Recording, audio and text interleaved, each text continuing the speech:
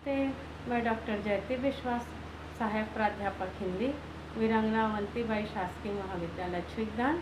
मैं इस वीडियो के माध्यम से BA भाग 3, BCom भाग 3 और BSc भाग 3 आधार पाठ्यक्रम हिंदी भाषा के अंतर्गत कार्यालयीन पत्रों में अधिसूचना पर चर्चा करने जा रही हूँ। कृपया ध्यान से सुनिएगा और समझिएगा।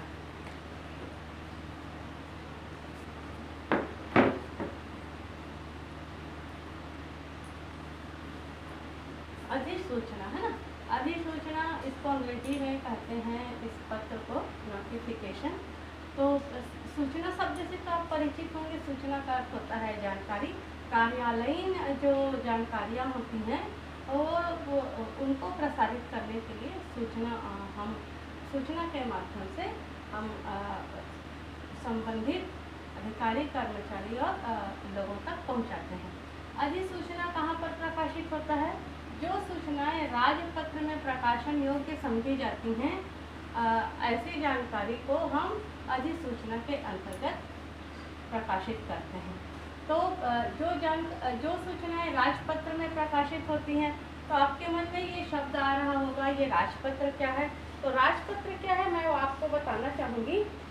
राज्य या राष्ट्र द्वारा आधिकारिक रूप से प्रकाशित होने वाला वह सामयिक पत्र जिनमें घोषणाएं, उच्च पदस्थ कर्मचारियों की नियुक्ति आदि संबंधी जो सूचनाएं होती हैं वो राजपत्र में प्रकाशित होती हैं। तो राजपत्र क्या है? राष्ट्र या राष्ट्र से संबंधित समसामयिक पत्र होते हैं जिनमें जो संबंधित अधिकारी, कर्मचारी और आम जनता के लिए सूचना प्रकाशित की जाती है। और वह किस विषय से संबंधित होती है? सरकारी रूप से जो घोषणाएं होती हैं वो राजपत्र में अधिसूचना के अंतर्गत प्रकाशित होती हैं। और साथ ही राजपत्र में प्रकाशनार्थ सूचना भेजते समय यह बात स्पष्ट रूप से लिख दिया जाता है कि यह राजपत्र के किस भाग में प्रकाशित होने वाली है। जैसे इसमें मैंने आपको विषय बताया कि यहाँ से हम देखते हैं, इस पत्र का प्रयोग अधिनियमों, आदेशों, अधिकारियों का कार्यभारी अधिकारों, उनकी नियुक्तियों, पदोन्नतियों, छुट्टियों, पद ग्रहण, पद त्याग, अधिग्रहण संबंधी मामले, कार्य प्रणाली तथा वेतन संबंधी संशोधन का उल्लेख किया जाता है ना। तो इसमें कितने सारे विषय हैं। अधिनियम से आप परिचित होंगे। अधिनियम में संशोधन होता है। आदेश, आप लोग आदेश नामक पत्र पढ़ चुके हैं जिसमें अधिकारी और कर्मचारियों को, जो वरिष्ठ अधिकारी होते हैं, वो आदेश देते हैं।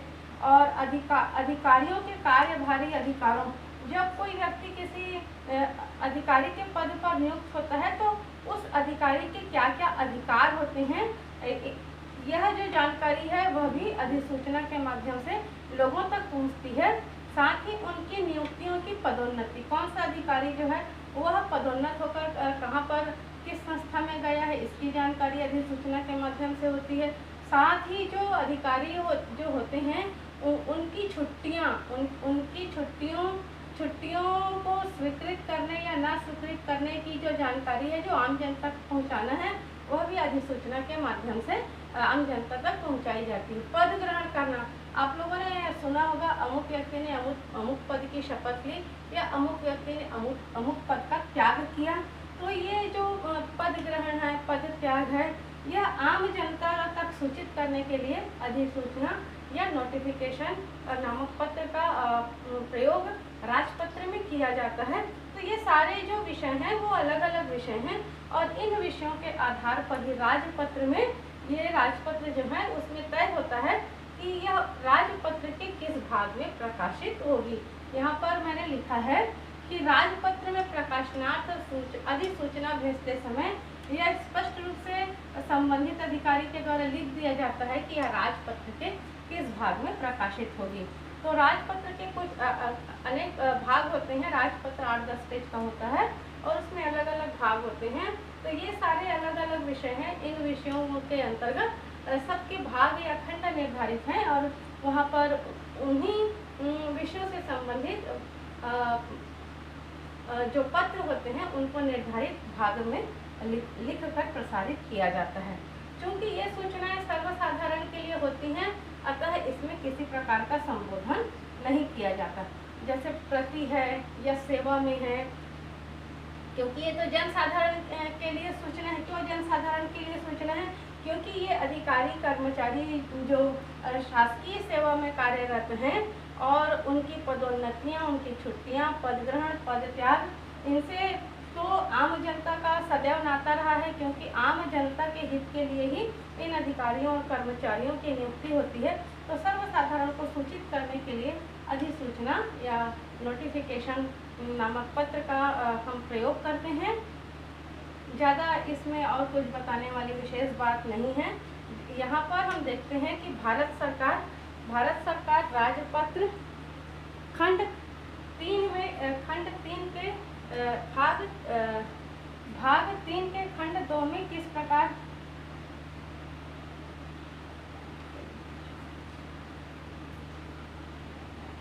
यहाँ पर ये भारत लिखा हुआ है बेटा, है ना, ध्यान रखिए आप लोग।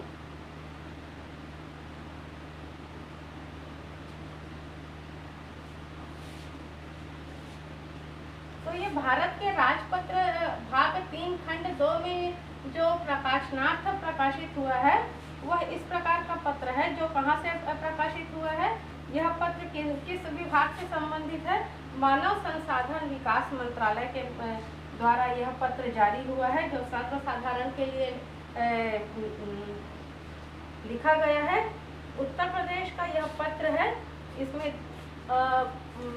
वह कार्यालय जहाँ से पत्र प्रसारित हुआ है वह संस्था है शास्त्री भवन, नई दिल्ली, और दिनांक है 30/3/1987।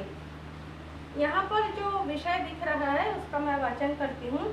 मिर्जापुर जिले के विजयपुर कस्बे के कल्याण केंद्र की स्थापना के लिए 25 एकड़ भूमि का अधिग्रहण किया गया है। यह भूखंड कल्याण केंद्र की संपत्ति है, जो शिक्षा एवं संस्कृति मंत्रालय भारत सरकार का उपक्रम है।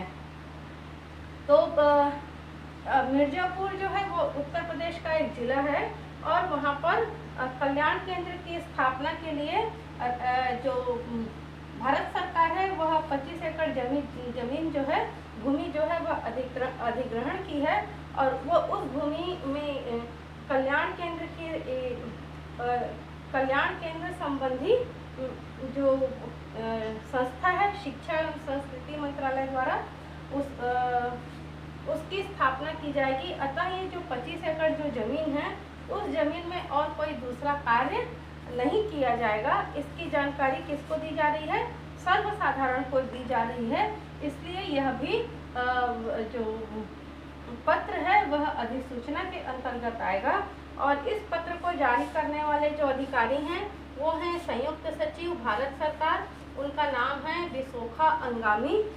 और इस पत्र को कहाँ इसकी प्रति भेजना है वह यहाँ पर लिखा हुआ है। प्रबंधक भारत सरकार प्रेस, राजपत्र में प्रकाशन हेतु, और सचिव उत्तर प्रदेश सरकार, क्योंकि ये भारत सरकार का उद्यम है, उपक्रम है, इसलिए भारत सरकार को यह पत्र जाएगा और जो राजपत्र में प्रकाशित होगा। दूसरा है उत्तर प्रदेश के सरकार के जो सचिव हैं उनके लिए, और मिर्जापुर जिले के जो जिलाधिकारी हैं उनको जाएगा। डेस्क अधिकारी उसको कहा, डेस्क अधिकारी कल्याण केंद्र की स्थापना। कल्याण केंद्र की स्थापना कहाँ की गई है? नई दिल्ली में। नई दिल्ली जो है वहाँ पर कल्याण केंद्र है, और उस कल्याण केंद्र के माध्यम से शिक्षा और संस्कृति मंत्रालय भारत सरकार ने क्या किया है? मिर्जापुर जिले में जमीन अधिग्रहण की है। तो यह यहाँ पर भी एक पत्र जाएगा। डेस्क अधिकारी, कौन? डेस्क अधिकारी का मतलब होता है प्रत्येक कार्यालय में जो अधिकारी होते हैं जिनको कुछ अधिकार दिए हुए होते हैं, तो उन समस्त अधिकारियों को डेस्क अधिकारी कहा जाता है, जिनके पास एक सहायता के लिए आशुलिपिक या फिर लिपिक की व्यवस्था की जाती है, और वे लिपिक उस अधिकारी से संबंधित सारे पत्रों को अपने पास सुरक्षित रखते हैं और समय समय पर उन पत्रों के माध्यम से अपने कार्यों का संचालन करते हैं। तो ये डेस्क अधिकारी होते हैं जहाँ पर भी ये पत्र प्रेषित किया जाएगा। और अतिरिक्त 5 प्रतियां हैं जो समय समय पर जिनको भी ये जो विषय है उस विषय से संबंधित जो अधिकारी कर्मचारी हैं उनके पास भी यह इस प्रति की जो लिपि है वह प्रेषित की जाएगी। तो ये हुआ अधिसूचना। यहाँ पर एक शब्द आया है अधिग्रहण। अधिग्रहण का अर्थ होता है कि शासन जो है वह जनता के हित के लिए किसी संपत्ति को वह अधिग्रहित कर सकती है। जैसे आप लोगों ने देखा होगा कि छत्तीसगढ़ में डोंगरगढ़ से लेकर कवर्धा तक रेल लाइन जो है वह रेल की पात बिछने वाली है और इस रेल की पात पर अनेक किसान भाइयों का किसान भाइयों की कृषि युक्त भूमि और कुछ मकाने जो हैं वो रेल की पात में आने वाले हैं।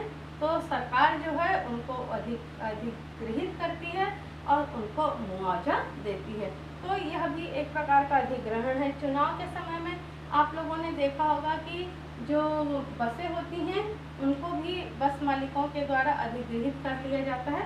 तो अधिग्रहण शब्द जो है वह ग्रहण शब्द से बना है। विशेष आयोजन के लिए हम या तो वह शासकीय संपत्ति हो चाहे वह आम जनता की संपत्ति हो उसको हम क्या कर लेते हैं, अधिग्रहण कर लेते हैं।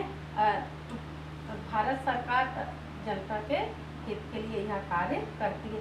जैसे ये 25 एकड़ जो जमीन है या तो यह शासकीय जमीन भी हो सकती है या किसी व्यक्ति की हो सकती है। इसको अधिग्रहित कर लिया गया है उपयुक्त देखकर, और यदि किसी व्यक्ति का होगा तो उसे जो है शासन जो है 25 एकड़ भूमि का मुआवजा दे सकती है, देती ही है। तो इस प्रकार ये जो अधिसूचनाएं होती हैं वह आम जनता के लिए होती हैं जिनका विषय शासकीय होता है। और यह जो पत्र है वह अति महत्वपूर्ण पत्र है, इसीलिए इसे राजपत्र में प्रकाशित किया जाता है। धन्यवाद।